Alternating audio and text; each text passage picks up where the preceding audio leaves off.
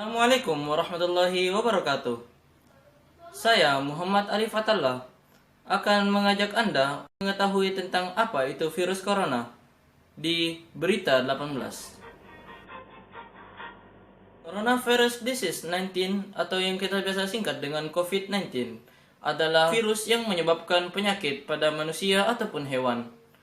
Penyakit ini pada manusia umumnya menyebabkan infeksi pada saluran pernafasan, mulai dari mengalami flu biasa hingga mengalami Middle East Respiratory Syndrome hingga mengalami SARS atau Severe Acute Respiratory Syndrome. Penyakit ini pertama kali ditemukan di kota Wuhan, negeri Tiongkok, pada Desember tahun 2019 lalu. Awalnya diduga tertular melalui hewan-hewan seperti kelelawar dan juga terenggiling yang dimakan oleh orang-orang Cina. Hingga saat ini, kasus virus corona di seluruh dunia sudah muncul dan kian meningkat setiap hari. Bahkan, virus corona ini sudah memasuki Indonesia terhitung sejak tanggal 14 Maret tahun 2020. Dan Indonesia terhitung tanggal 13 April pada hari ini sudah memiliki kasus sebanyak 4.557 orang dan yang meninggal sudah sebanyak 399 orang. COVID-19 yang paling umum adalah demam dan juga batuk kering. Tapi beberapa orang mengalami sakit seperti nyeri, hidung tersumbat, pilek, dan juga diare. Gejala ini biasanya ringan dan mulai secara bertahap.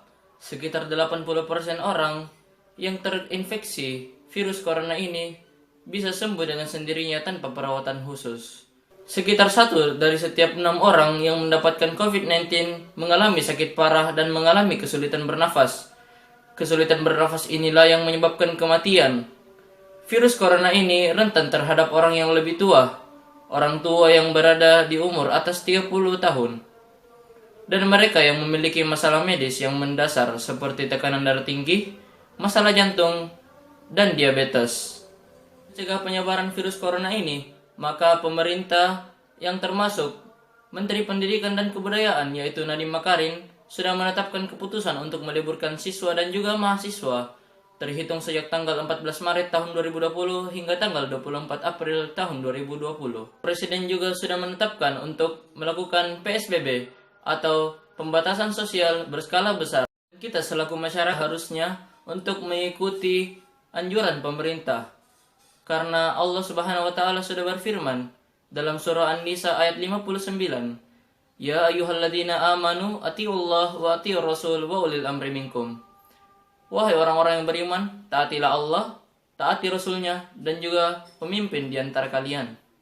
Adalah cara-cara pencegahan penularan virus COVID-19 ini. Pertama, rajin mencuci tangan. Mencuci tangan setiap sudah memegang benda-benda di luar atau setiap sudah keluar dari rumah. Mencuci tangan sebelum keluar rumah dan mencuci tangan setelah bertemu dengan orang. Cara kedua, menggunakan masker.